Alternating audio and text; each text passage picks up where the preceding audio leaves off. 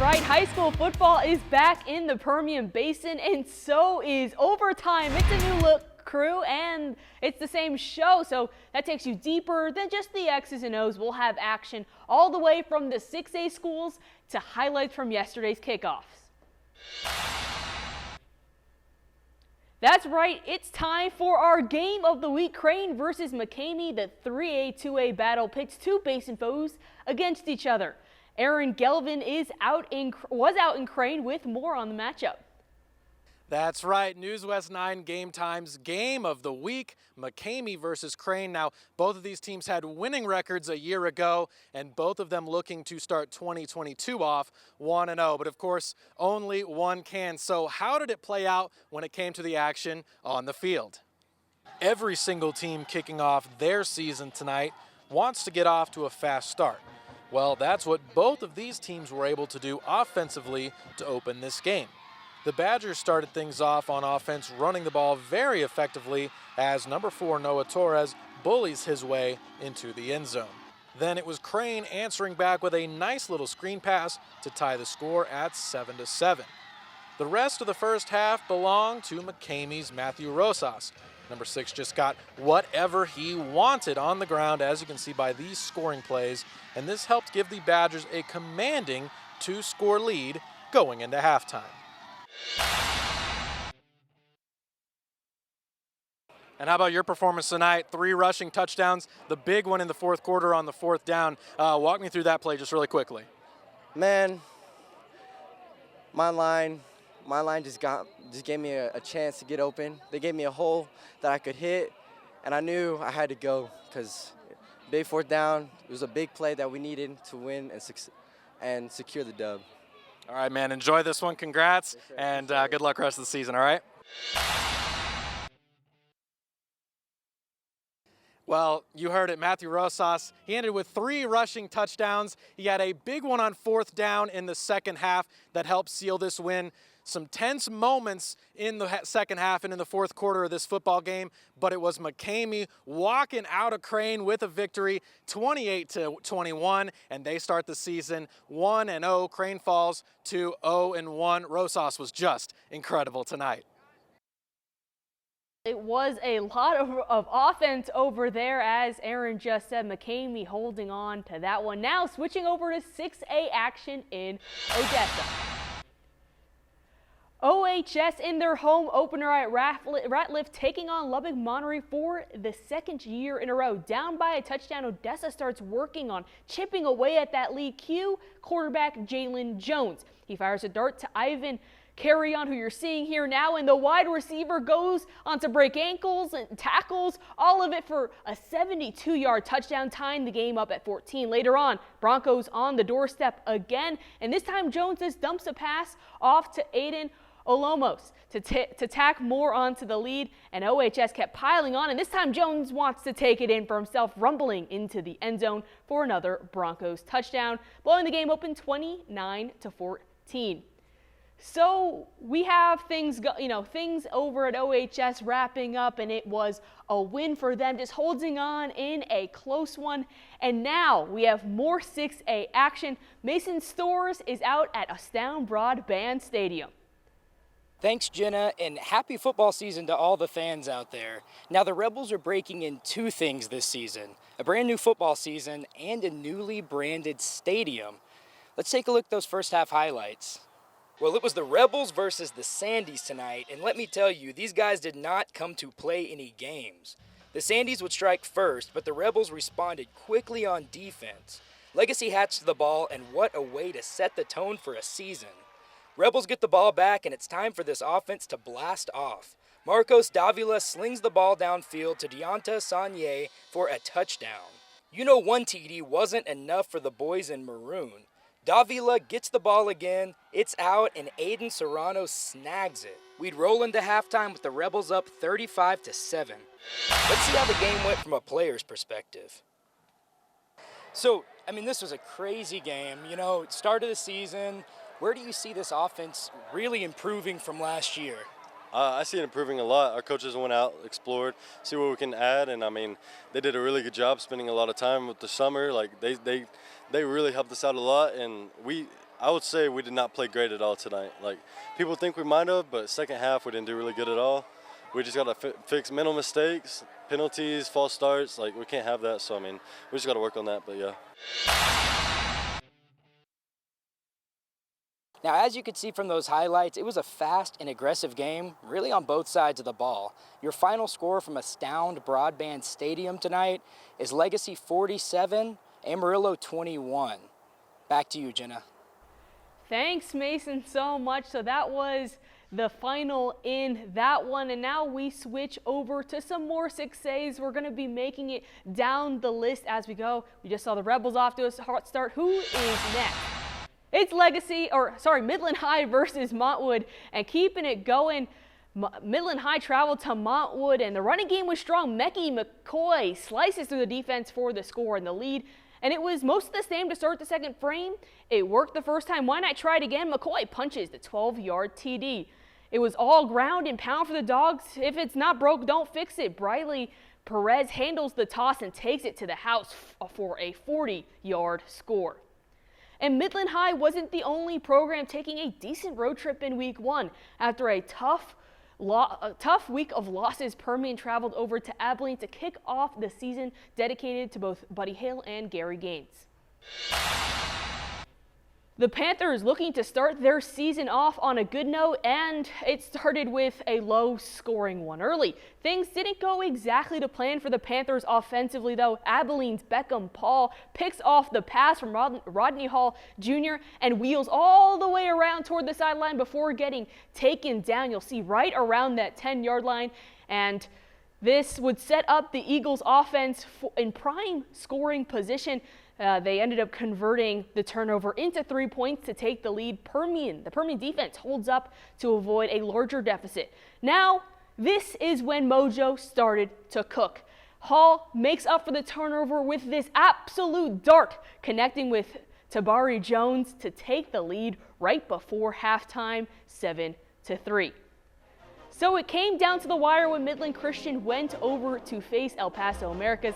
Get ready to hear from some coaches in our coaches conversation. That and more coming up next on Overtime.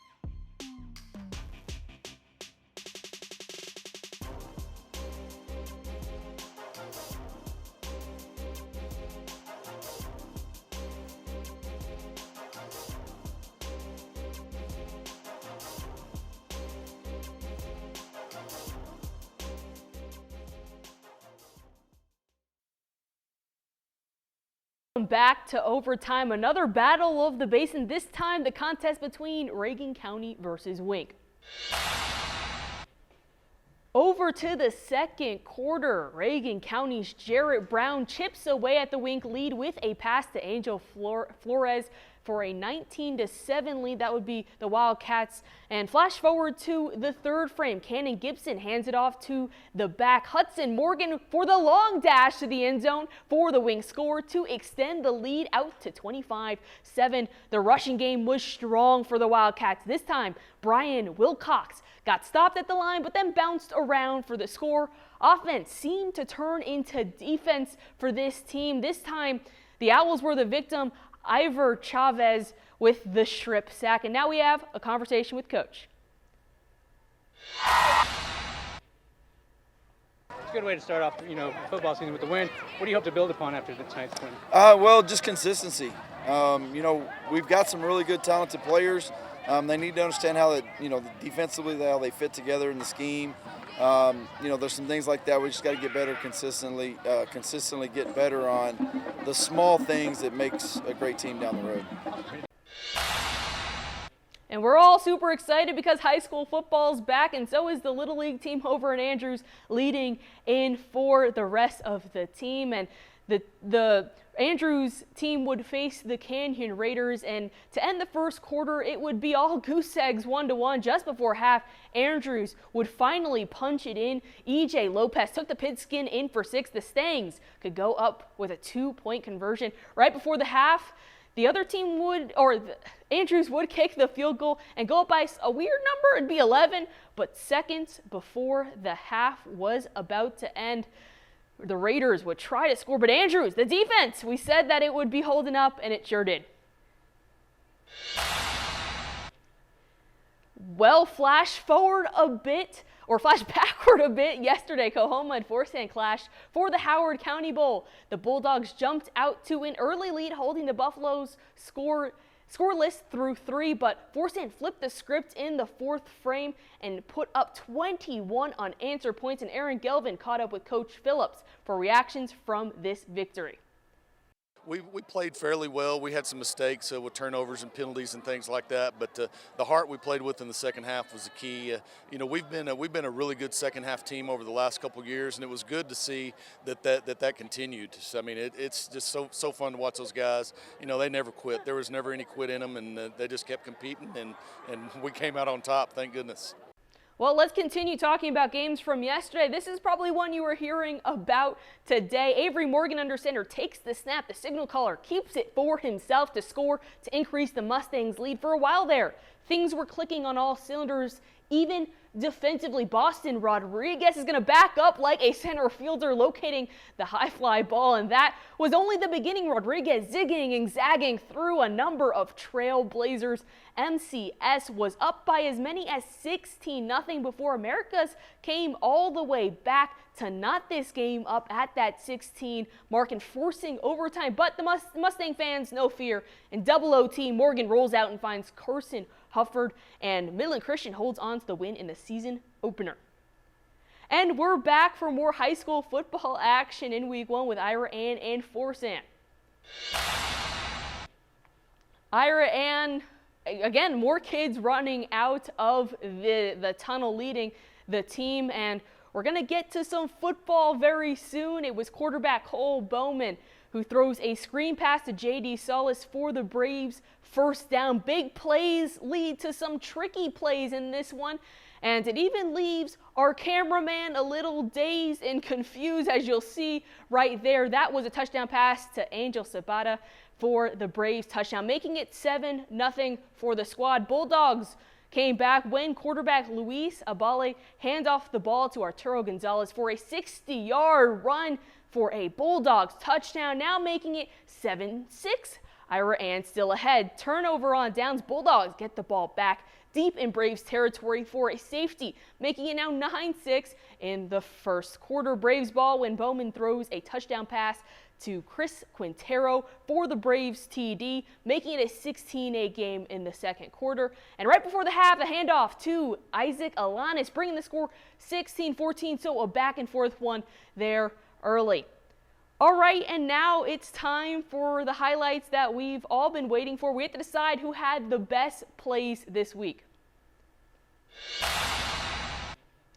Let's start with the hurdle heard round the world. Billy Bailey gets up and over a defender for the first of the show-stopping plays over at our other Thursday night game. Midland Christian representing the defense on this one. Boston Rodriguez with the pick and galloping, breaking a number of tackles before getting taken down. A little tip drill practice coming out of El Paso.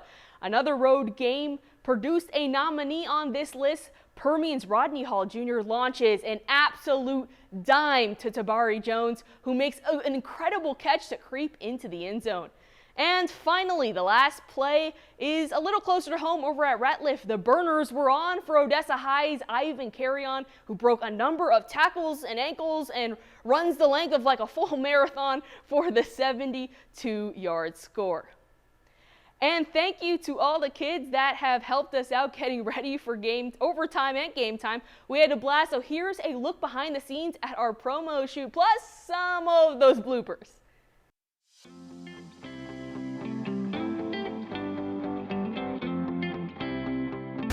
Give yourself a countdown. Just right into that sun, yeah. You're watching Game Time on NewsWest 9.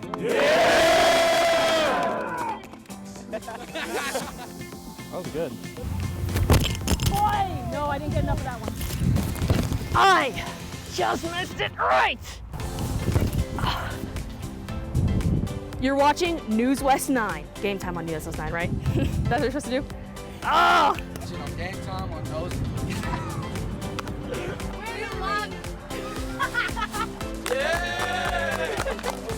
No, let's not do that one.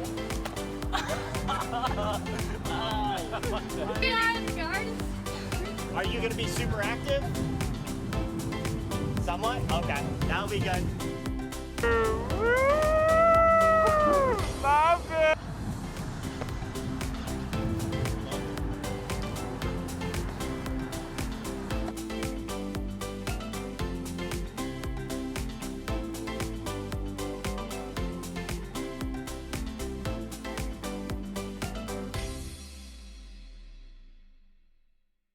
Get your high school football fix right here. NewsWest 9 Midland College Game Time. All of the best high school football action from all over the basin in one place. We're not just another scores and highlights show. We go deeper. Interviews with coaches and players. Don't miss NewsWest 9 Midland College Game Time. Friday nights with coverage all night starting at 10 p.m. And go deeper in the game with overtime right after game time, streaming online and on NewsWest 9 Plus.